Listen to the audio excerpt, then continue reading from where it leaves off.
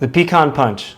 From what I hear, it's the unofficial cocktail of Nevada. In partnership with Travel Nevada, somebody thought it would be a cool idea to take a tour of 3 iconic places that serve it across the Basque country of northern Nevada.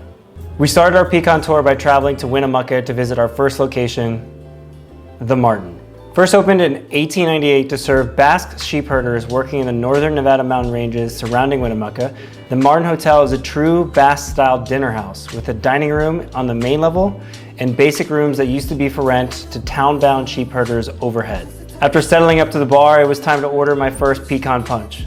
Angelica grabs a glass that I've usually seen to make Irish coffees, and he began building the cocktail over ice with grenadine, Torani Amer, brandy, and a hit of club soda, garnished with an express lemon peel over top.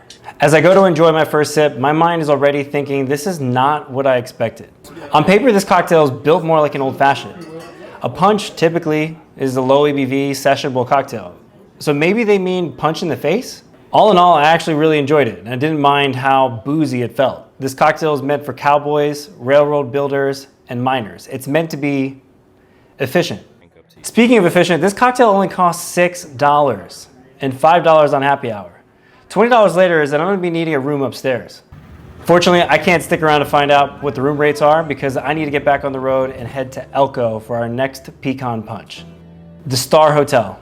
Opening its doors in 1910, this 11-room boarding house only offered rooms to Basque sheep herders.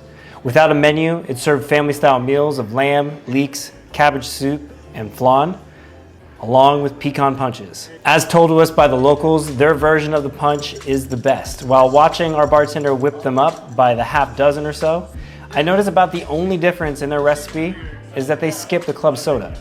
So I stand corrected, this one is a punch in the face. As I sat there talking with the bartenders and locals about the history of this incredible place, we were offered to check out the upstairs, which is supposedly haunted and currently under renovation. But we also got to get an up-close look of the iconic sign on the roof. Never missing a chance to get a cool photograph, I couldn't resist hanging off the side of the roof to get this shot. The next day we get up before the crack of dawn just so we can catch the sunrise and then make a 4-hour trek back to Reno to visit our last and final stop along the tour, Louis' Basque Corner. Opened in 1967, this place has been a staple for Basque immigrants looking for their home away from home. Just like the Martin and the Star, it was a hotel that offered accommodation to Basque travelers through that region.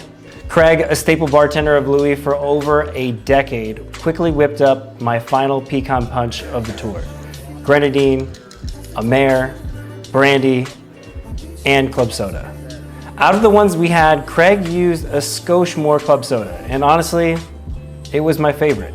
I think that little extra length of bubbles really went a long way, and I know this might start some fights with my new friends in Winnemucca and Elko, but in my opinion, Craig does it the best.